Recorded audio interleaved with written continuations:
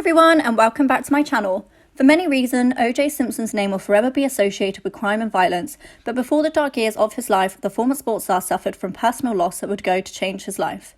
O.J. Simpson's career as an NFL star was covered with glory and trophies, but the years after were not as what he would have hoped for when he went from star boy to the most wanted criminal.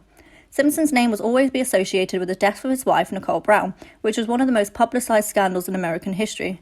But before becoming associated with crime, the former running back suffered a heartbreaking loss that would define his entire life.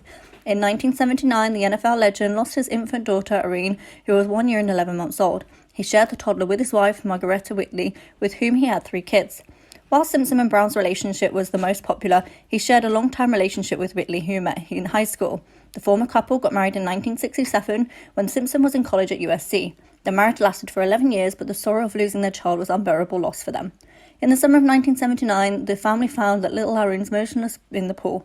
The paramedics arrived to attend to her. She had already fallen into a coma, leading to the death of a few days before her second birthday.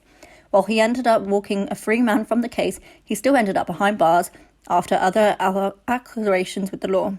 Although the couple was divorced at the time of Irene's death, they joined forces to bury her. After the touching event, Simpson went on to have 2 children with his second wife, Brown, before her death in 1994, but he remained crushed over the toddler he lost a few years earlier. Following Brown's death, Simpson was pictured as the primary subject. This led to all sorts of questions, including if he had been abusive with his first wife, a notion Whitley strongly denied. Sources noted that the police were once invited to the house of Whitley and Simpson once shared following domestic violence calls, an allegation Whitley later claimed was false and made up.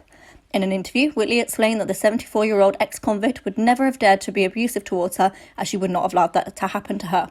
Whitley was willing to testify on his behalf for her former husband to help declare his innocence, and while he ended up walking a free man from the case, he still ended up behind bars after other altercations with the law.